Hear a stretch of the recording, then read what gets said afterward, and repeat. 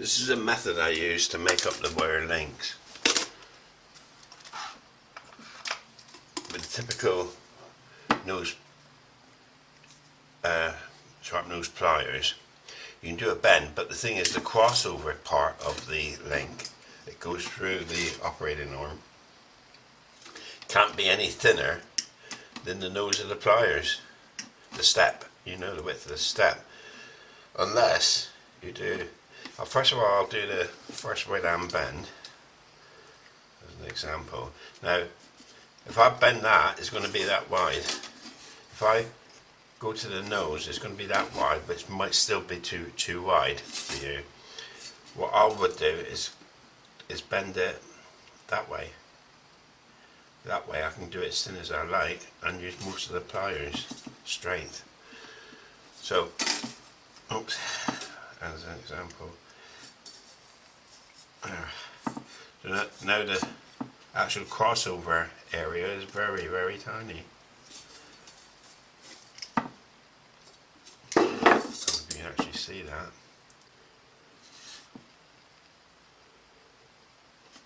Here's an example of an old operating arm. That's been drilled out. I'll use the next hole back. That's quite tight there. There.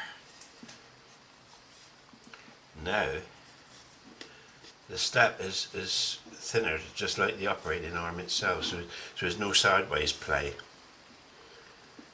And being bent sideways instead of continuing up is not going to bind with the centre boss, so I could use that in that fashion. Got to bear in mind the bottom of the link mustn't be bent that way because it'll unravel in new cells. So the bottom one is either got to be straight or preferably going the opposite way, bent the opposite way, so it can't sort of come off in operation, like, you know.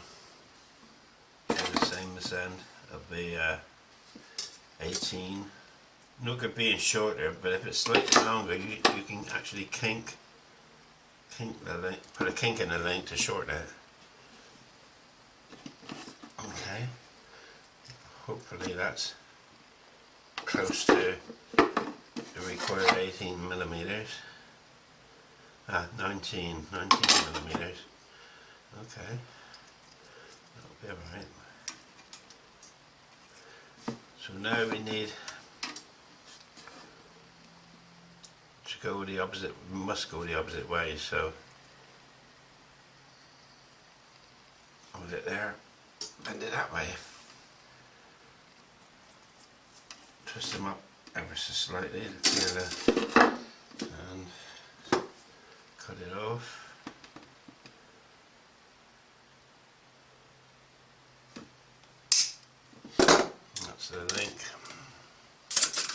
That's the link made. I mean, if it isn't quite right, you can remake it until you get it right, like, you know. This is an old, well, it's a 3D. It is a 3D CAD, very old version of AutoCAD, but I always only use this for 2D work. It's not modern, so we'll just draw up the strap we need to cover, hold the servo in, and space it out 40 long and 10 wide. We'll trim that up.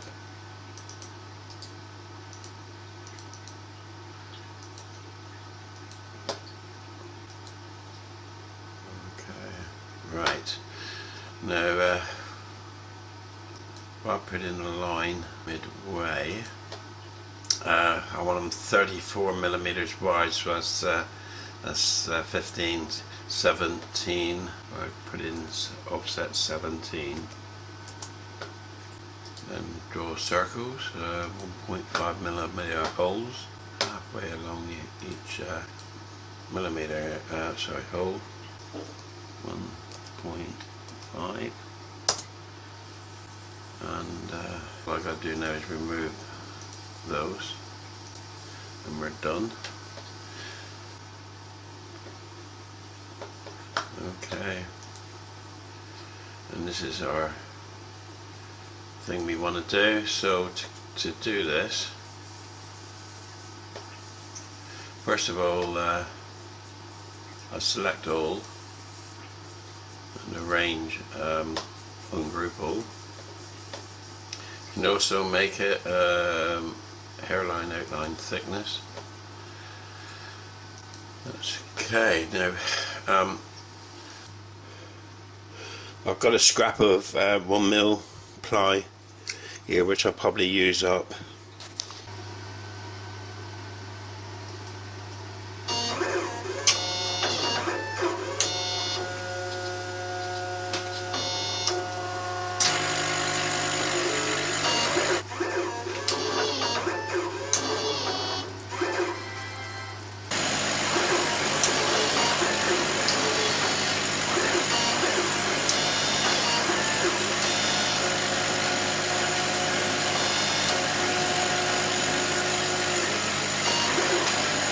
Disc, and that's the extension. Screw here. Which one I did, actually. Yeah. One. Yeah, one. Two.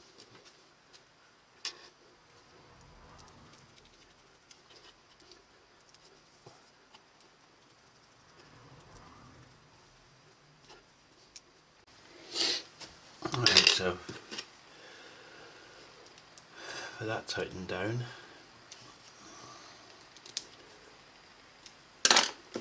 snip off the excess. We got our extended arm to fit on.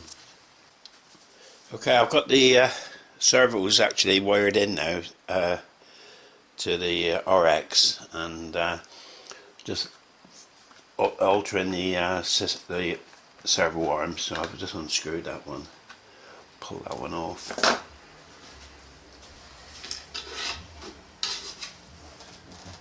This is the replacements. I'll put it on the disc, and that is the extension arm. It will be screwed to the disc, just as it's the same as that one. And I'll adjust them both now because they're on Y leads. I can't. You can't adjust them individually. That's why it's important that the measurements of both of them are identical. So, and they'll be both mounted in the same sense in the wing, which would be that in that sense. This is the two servos. Add that arm. As you can see, they're just same identical position, just ever so slightly below that level. I think that'll be fine.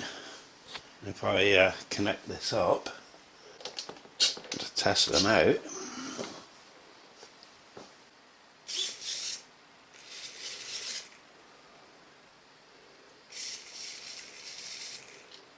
yeah, I think that'll be fine. I'll actually position these kind of identical, although there's two opposite wings, so but it must be in the same sense. I'll space them out, just using that radio to equally space them both out from, and then just drawing where the glue line here.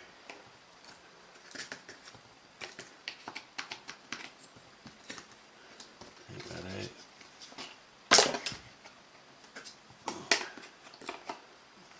Just lightly draw the glue line.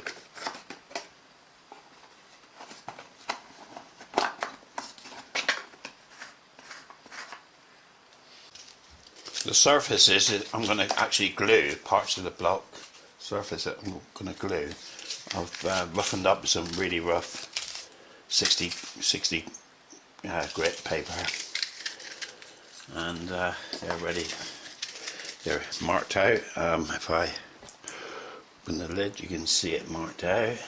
Actually, it would be sensible to glue these back, hold these lids back. I'm going to tape these back out the way. Just let them, hold them back out the way, I think.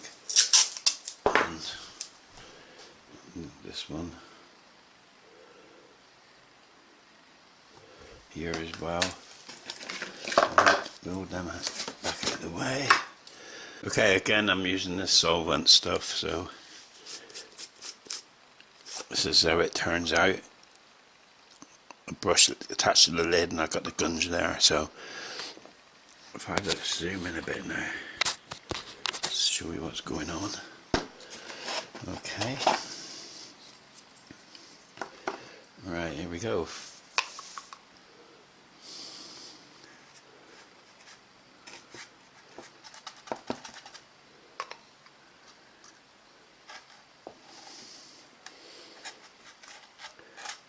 Don't have to be very sparing. You can whack it on thick because it sort of soaks into the wood a bit.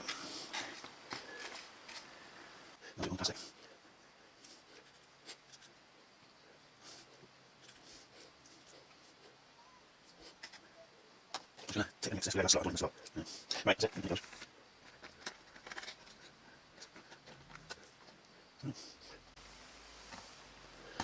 I'll let that settle, and then we can move on to the next one.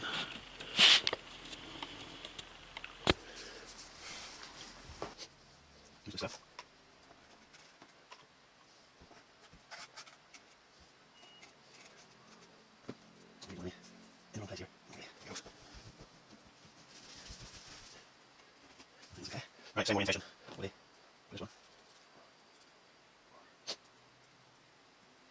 And we'll fix that out. And nail that, do we? Right, next one. And it goes.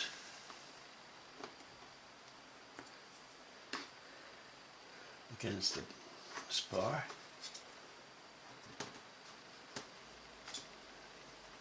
Looks pretty good to me.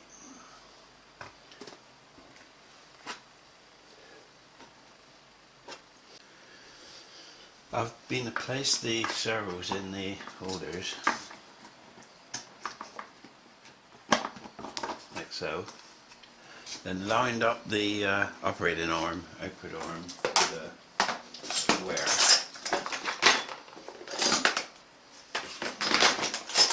Using a square like so, to get the position for the horn in the cover, in the air brake itself.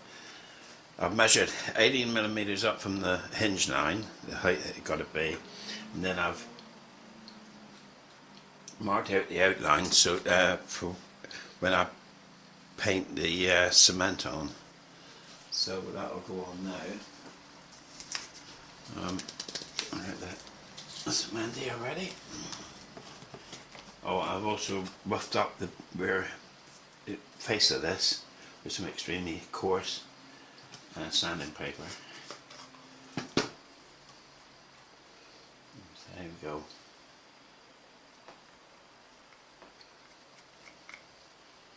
This can go on quite liberally.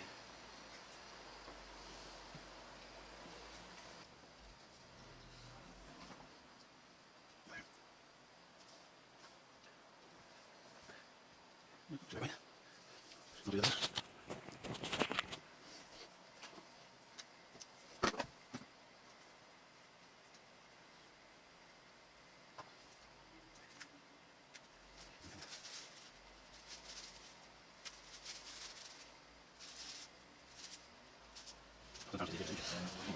Right, straight.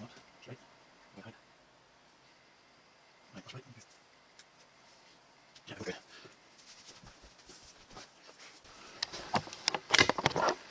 I'll let these thoroughly dry now.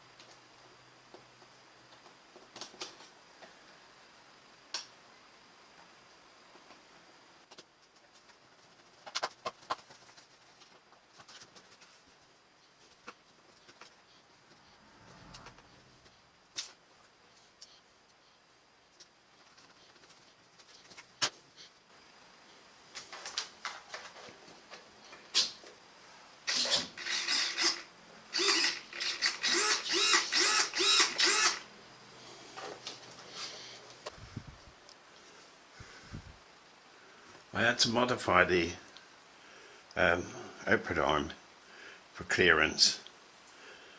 So I'll move the screws from there to there and cut a bit off.